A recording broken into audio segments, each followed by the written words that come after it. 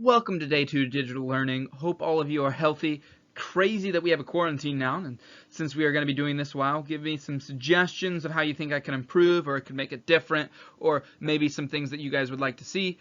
We left off in our last lesson understanding that there would be migration west. So we're going to start off with this question right here. What groups of people do you think would be most likely to move west? If you said miners, farmers, cowboys, or railroads, you were spot on. This massive migration started to occur after what was known as the Gadsden Purchase, which is going to be before the Civil War with the Mexican-American War, as well as Bleeding Kansas, which is going to be just before the Civil War. We're going to have millions of Americans moving. You still have massive migrations of people today all over the place. One of the largest migrations, which was a forced migration, has actually been happening over the past decade or so thanks to ISIS. The country of Syria, which is located in the Middle East, was actually completely taken over by ISIS at one point. Now, they still did have a government. It was really awkward kind of what was going on. You had a group of rebels, which America supported. Then you had the Syrian government, which Russia supported. And then you actually had ISIS, who they supported themselves, and there was like a three-way war going on between all three. Well, during that fight, that battle, that war, which lasted for a long time, you literally have around 10 million people that flee the country. So by the time that Syria becomes liberated and freed, you have millions of people that flee, and they flee into Turkey and they flee into Europe. And this was during the time period where people were trying to figure out border control, specifically in America, and they were also trying to figure out border control within Europe itself. But really, you still have massive migrations of people today, so it wasn't unusual for people to be moving westward during this time period.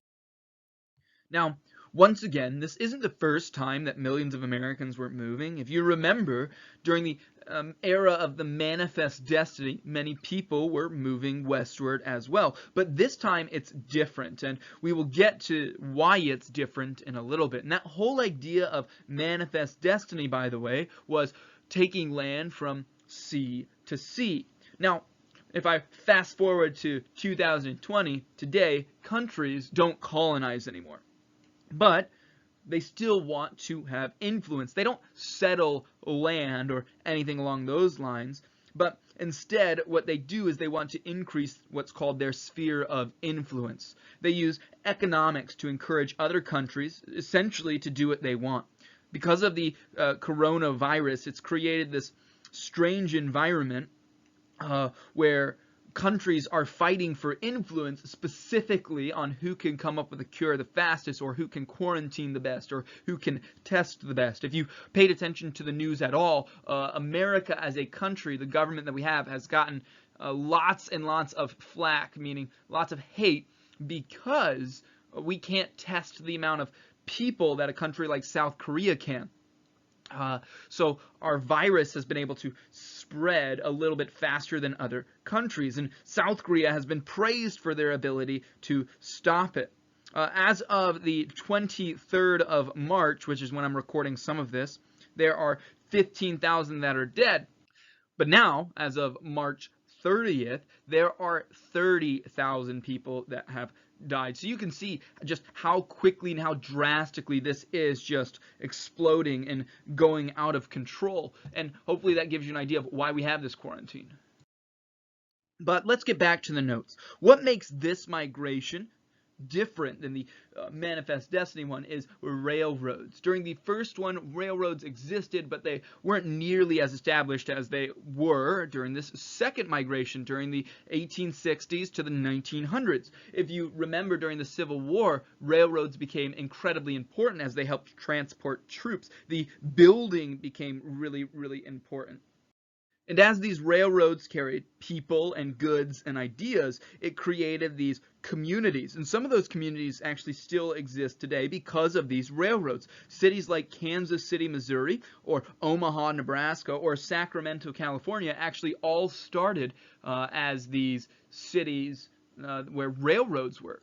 I wonder if anybody could actually remember who wanted to build a railway through Chicago before the war. There were companies that were actually competing to build these railroads that would stretch across America.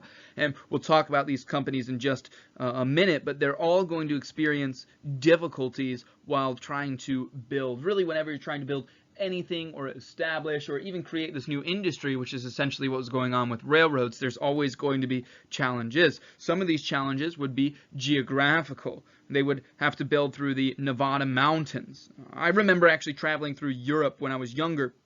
And my brother and I, we would always hold our breath while we traveled through tunnels. Now, I'm not sure if it was what's known as the Gotthard Base Tunnel or not, but as we traveled through Europe, there was no way we could hold our breath through this tunnel because the tunnel was actually 37 miles long. And the purpose is actually to cut through the mountains, and you travel under the mountains. But it made me think back then, how could there be this massive tunnel through this mountain? And we're going to talk about that when we get there in a little bit as well. But it wasn't just geographic problems, it was also Indian attacks. Now, remember, the Indians probably felt really, really threatened here because it's not like dozens or hundreds or even thousands of people, but more like tens of thousands or hundreds of thousands of people that are moving. So it looks like their land is literally just being occupied because that's what was going on. The way that the Native Americans lived was oftentimes nomadic, especially within this Midwest area. They would travel, they had what they would set up, and they would move around. So there was not necessarily any permanency. And as you look at the Americans, because they come from a European background, they're always looking for permanency. Their parents who taught them came out of this idea of feudalism. There's actually a really interesting trend that's starting to happen today. Your parents and their generation, most likely they were about owning land or wanting property or wanting a house, whereas my group of people, the millennials, they're much less interested in owning property because they think, hey, I don't want to necessarily seal myself somewhere or have to stay here, which is what happens when you buy a house. You don't necessarily want to buy a house and then move the next year or anything like that. But millennials, they're more looking to rent. So sometimes you actually get a transition of what's going on between the Americans and the Native Americans during this time period. You're going to see that there is this idea of, hey, the way that one owns land is very different than how the other owns land. But building a railroad is really, really hard work. I want you guys to think, and post if you want, what would be the strongest encouragement for you personally to succeed throughout high school?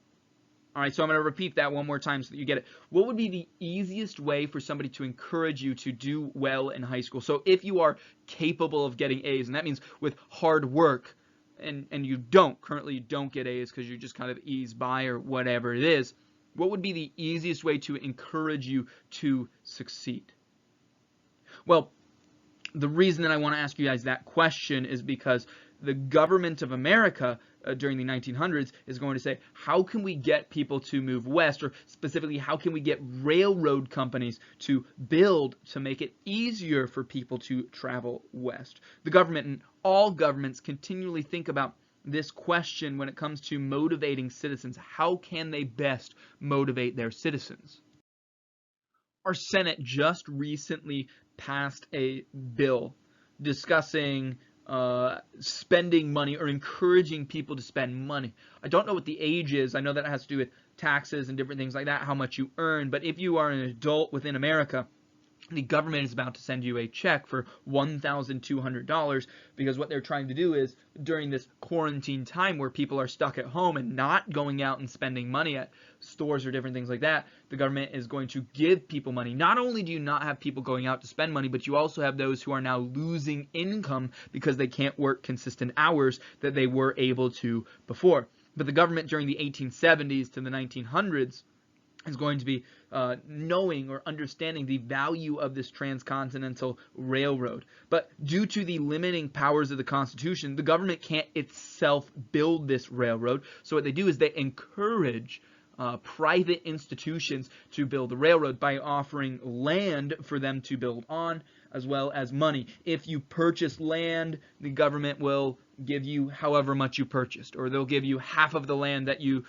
plus what you purchased, or they'll give you money to buy or build on that land. This is actually what homesteading is about. My great-great-grandpa was a homesteader in Chicago. He moved to Chicago before it was this major city in hopes of creating an environment that would eventually lead to a city. So the government is actually going to give both land and money to these railroad companies. And there's going to be two massive companies that really dominate the industry on building the transcontinental railroad. One of them is going to be the Union Pacific, which is going to start in Nebraska. I believe it's on the Missouri River within Nebraska. And then the other one, the Central Pacific, they're going to begin in California. In the city of Sacramento that we just mentioned was a railroad city before this. Now, one is starting actually past the Midwest in America, the other is starting on the West Coast, and they're going to be building towards each other. And they're almost racing each other to see who can build the most amount of railroad itself so that they can get the largest amount of money as well as land from the government itself. So because of this and because of the government offering incentives, you have competition. The easiest way to make companies work within capitalism, which is the economic system that we have in America, is competition. Most people enjoy competition if they believe they're going to win. So here's a story about me loving competition. I loved the game of slaps as I was growing up. You essentially stick your hands out and somebody gets to slap you. If they miss your hand because you move it out of the way in time, then you switch turns. If the person flinches 3 times without you slapping, you get a free slap. So that was the game of slaps that we used to play. I loved it. It was one of my favorite games because I believed I had what it took to endure longer. Now, one day when I was in New York, we were actually on a mission trip. I had a friend who lived in New York. His name was Christian. And I challenged Christian to a game of slaps. And Christian was like, no, it wouldn't really be fair at all. And I was like, well, why? Why wouldn't it be fair? I thought that I was tough. I thought that I was strong. I knew that I could endure. I could beat most of my other friends. And he said, well, because I play a game called handball. Now, there's going to be a brief video or explanation of what handball is. And essentially, it's kind of like racquetball. And you might not know what that is either, except you use your hand. And so I was like, no, I'll still challenge him. And I challenged him. And after the 3rd time that he slapped my hand, so all it took him was 3 times, but after the 3rd time that he slapped my hand was actually almost bleeding. Blood was actually rising to the skin of my hand, and I was like, nope, you know what, I'm done, I quit. Competition drives people, drives companies. More tracks laid equals more money. More money equals more tracks laid, and you get this really just a cycle of economics, of one working with the other. And that's really what's going on during this time period, is these two companies are competing against each other, and it starts to become this nationwide idea of what's going on. As you look at each company, and tomorrow we're going to talk about the companies more in detail and what exactly they were going through. The Union Pacific, let's start with them. They had no mountains to deal with, but instead what was their biggest challenge and their biggest problem was the Indian attacks that were going on. As these people would spread. It's not like the Union Pacific has their own army that they're bringing with them to protect these workers. And like we were discussing before, like I talked to you guys about before, these Indians feel like their land is being invaded, so the way they're going to get them off is through fighting. So Indian attacks is the big way. The second other big way was that they're building essentially through a desert, or at least an area where there is very, very little water at all. And so that makes it pretty difficult for them to successfully build without dehydration. And we're going to talk about how it was actually fairly dangerous for these railroad workers as they were building.